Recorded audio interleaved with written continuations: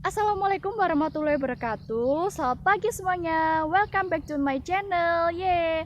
Saya Dinda Putri Nareswari, mahasiswi Poltek Ubaya Professional Selling.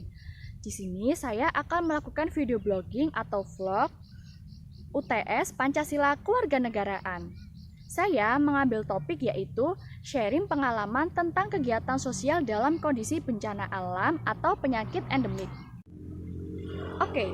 Tema yang saya ambil untuk video blogging atau vlog saya ini di UTS Pancasila Kewarganegaraan ialah menggerakkan modal sosial atasi bencana COVID-19 ini.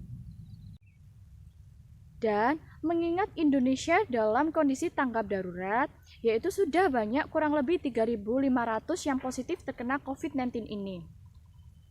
Corona itu terus mewabah di negara Indonesia. Salah satunya daerah yang paling parah terkena COVID-19 ini ialah daerah Jabodetabek. Meski demikian, tidak ada kata terlambat untuk menghambat dan menghentikan laju penyebaran corona ini. Menghadapi bencana dari makhluk tak kasat mata tersebut, Presiden Joko Widodo menyebut solidaritas masyarakat adalah modal untuk melawannya. Jadi, para komunitas itu harus menggerakkan warga di sekitarnya untuk menghentikan penyebaran COVID-19 ini.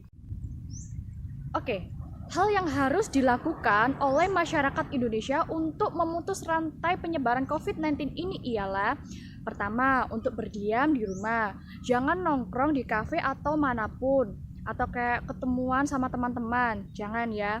Pakai masker jika ingin keluar atau ada hal yang penting untuk diselesaikan di luar. Dan rajin cuci tangan jika habis keluar dari rumah. Oke? Dan jangan lupa pakai hand sanitizer. Oke. Berikut ini implementasi beberapa subdimensi modal sosial dalam konteks membangun gerakan kolektif mengatasi bencana COVID-19 adalah: yang pertama, penguatan kelompok dan jejaring. Yang kedua, saling percaya dan solidaritas. Yang ketiga, gotong royong dan kerjasama. Yang keempat, informasi dan komunikasi. Yang kelima, keeratan sosial dan kebersamaan. Yang terakhir, pemberdayaan dan aksi politik. Oke, pertama kali di sini yang akan saya bahas ialah penguatan kelompok dan jejaring. Masyarakat Indonesia itu terbiasa hidup komunal baik formal maupun informal. Kelompok merupakan salah satu modal sosial penting di Indonesia. Kekuatan kelompok dapat mendorong kebersamaan untuk pemecahan masalah, termasuk bencana corona. Partisipasi kelompok diperlukan untuk membangun kekuatan kolektif melawan wabah COVID-19 ini. Membangun kesadaran individu dalam kelompok-kelompok masyarakat ini itu sangat penting memutus rantai penyebaran corona.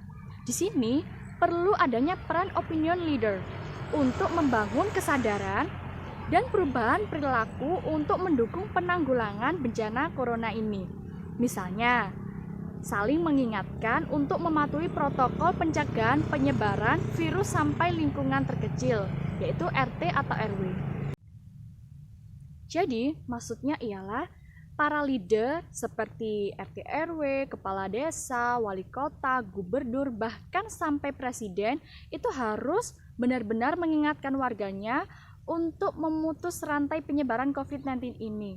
Ya, seperti yang saya sebutkan tadi, di rumah saja. Oke? Oke, yang kedua yang akan saya bahas ialah saling percaya dan solidaritas. Di sini tuh sangat penting ya, masyarakat percaya dengan kebijakan dari pemerintah, ya seperti bekerja di rumah atau melakukan segala sesuatu hal di rumah. Dan tanpa kepercayaan publik, upaya pemerintah mengatasi bencana corona pun akan sia-sia. Pemerintah seharusnya menjaga kepercayaan ini dengan mengoptimalkan upaya penanggulangan bencana corona, mengutamakan kepentingan publik dibanding kepentingan segelintir elit. Oke. Ketiga yang akan saya bahas ialah gotong royong dan kerjasama. Partisipasi individu dan kelompok ini diperlukan untuk mengatasi bencana COVID-19 ini. Lupakan persetujuan politik demi menanggulangi bencana dan menjamin keselamatan kolektif. Daripada berkomentar dan saling menghujat, warganet dan elit-elit politik sebaiknya turun tangan untuk menggerakkan kelompoknya untuk bersama-sama terlibat dalam penanggulangan bencana ini. Oke, saya akan ambil contoh, maksudnya kerjasama dan gotong royong di kondisi seperti ini ialah komunitas dari ibu-ibu PKK di kampung saya. Ibu-ibu PKK di kampung saya itu melakukan pembelian sembako dari uang iuran yang telah mereka kumpulkan. Ini kan sangat bermanfaat dan berguna sekali ya untuk keluarga dari ibu-ibu PKK lainnya itu. Mereka rela untuk membelikan sembako seperti gula, minyak, kopi, dan lain-lain untuk keluarga. Karena kan di kondisi seperti ini sembako pasti harganya naik dan jarang banget untuk ditemukan. Jadi mereka harus membeli kebutuhan pokok yaitu sembako. Karena sembako ini tuh sangat penting dan sangat dibutuhkan. Oke, untuk video blogging atau vlog saya selanjutnya ini, saya sengaja duduk guys. Tuh lihat. Tuh duduk kan, saya duduk karena saya capek tadi berdirikan soalnya. Oke, next. Untuk materi selanjutnya akan saya bahas ialah informasi dan komunikasi. Di sini sangat penting warganet dan masyarakat yang mendapatkan informasi atau mencari informasi dari media sosial itu jangan sampai kita mendapatkan informasi yang hoax atau belum tentu kebenarannya. Maka dari itu di saat-saat genting seperti ini yaitu bencana COVID-19, untuk mendapatkan informasi tersebut kalian cukup mendengarkan informasi dari TV atau TV berita gitu atau dari WHO langsung. Jangan dari berita dari media sosial yang kayak belum valid gitu. Jadi cukup kita menjadi warganet atau masyarakat yang cerdas juga untuk mendapatkan informasi yang baik dan benar juga. Oke, materi selanjutnya yang akan saya bahas ialah keeratan sosial dan kebersamaan. Keeratan sosial ekonomi juga bermakna pihak yang tidak terdampak secara ekonomi harus membantu tetangganya yang terdampak. Pemerintah, tokoh masyarakat, tokoh publik, dan siapapun itu mestinya dapat mendorong keeratan sosial ekonomi di lingkungannya. Dana kas atau infak rumah-rumah ibadah mestinya dapat dialokasikan untuk kebutuhan makanan masyarakat terdampak langsung sampai pandemik ini berakhir. Jadi saya ambil contoh tadi kan dari ibu-ibu PKK ya. Sekarang saya akan mengambil contoh dari komunitas Karang Taruna yang ada di dekat rumah saya. Itu mereka kan punya uang kas tuh. Uang kas mereka itu akan mereka belikan untuk membeli masker dan dibagikan kepada tetangga kami yang belum mempunyai masker. Karena masker ini sendiri kan sekarang sulit untuk ditemui dan harganya melonjak naik. Jadi mereka kesulitan untuk mendapatkan masker. Karena di sini juga masker itu sangat penting dibutuhkan untuk kondisi pandemik sekarang ini. Oke, itu tadi materi terakhir yang telah saya bahas di vlog saya ini.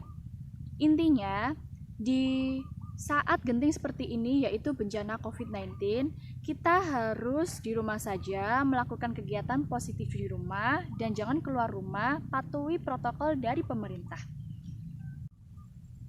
Teman-teman, ayo sama-sama kita bersatu untuk melawan COVID-19 ini. Oke, hashtag di rumah aja. Oke, thank you for watching teman-teman YouTube aku. Saya akan mengakhiri vlog UTS Pancasila Kewarganegaraan saya ini. Terima kasih semuanya. Assalamualaikum, selamat pagi, dadah. Dadah. Ya sepi, dadah.